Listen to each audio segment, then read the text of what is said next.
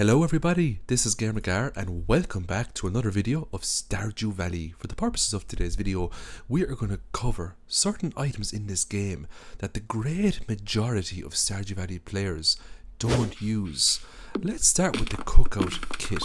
This item allows you to cook on the go. Now it's very cheap to make, 15 wood, 10 fibre and 3 coal, and you can make yourself a cookout kit. The thing with the cookout kit is you have to have the ingredients in your inventory, which takes up space to make the items that you want. In my opinion, it's not really worth it, because there isn't any good recipes that you can make by collecting items from slain enemies, etc. So I don't think it's the most useful of items, the cookout kit. Now if you haven't subscribed to the channel yet, please do so, it'll help me out a bunch. Stardew Valley content is released Mondays, Wednesdays and Fridays, so if you like Stardew Valley content, you'll absolutely love this channel.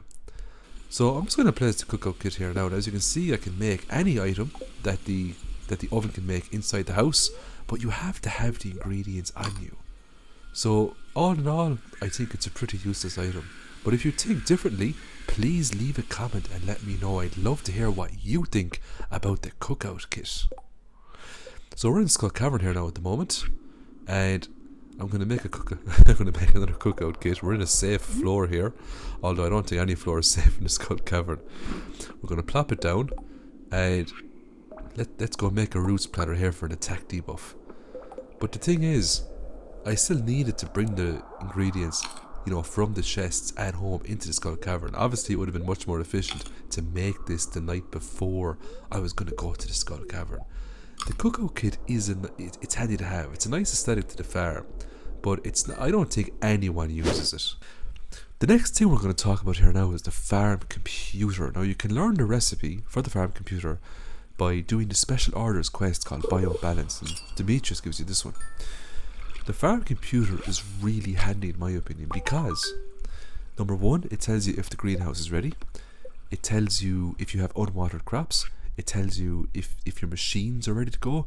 It even tells you how much hay you have in your silos. It saves you so much time from running around the farm and checking on various things just by clicking on it. Sometimes I could spend a good few in-game hours running around the farm, going into shades, going into greenhouse, checking to see if certain things are finished, but this computer will basically give you a lovely overlay. And it's a great start to the morning if you can just click on this. The only thing about this is you need a dwarf gadget to make this. That's not something that, that's rare. That's a rare artifact. And you could, you might have to get Clint to break open 10 or 20 or 50 geodes to actually get your hands on one of those. So that's the only downside to building this computer. The resources you need to build it aren't really farmable, not totally farmable anyway.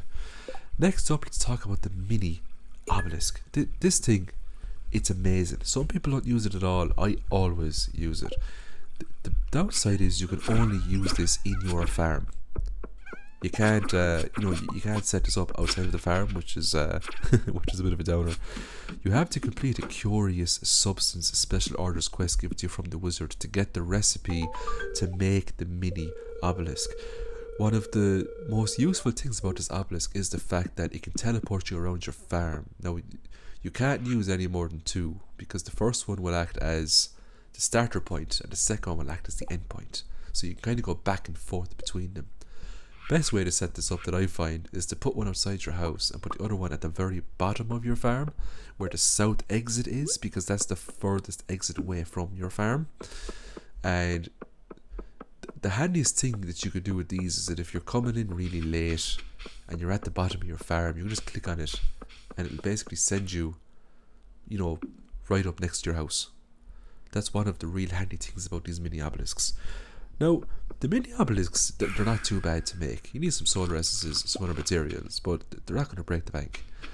And they do save time, especially if you want to go down into Cindersap Forest. It will certainly shave an hour off your travels in total if you go back and forth. Because if you play Stardew Valley like a pro, you'll know that every single hour counts. Next up, we're going to talk about the workbench. Did you know you can purchase a workbench from Robin here? There's actually a few things you can purchase from Robin that are really good, but we're going to talk about the workbench in this video. The workbench basically lets you craft items the same way you can craft them by hand, except the workbench will incorporate ingredients from nearby chests.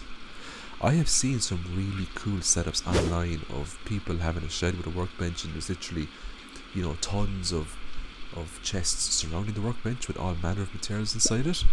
All in all, I think it's a pretty good item to have. Next up, let's talk about the flute and the DRUMBOX. You can actually use these to create cool little melodies in your farm.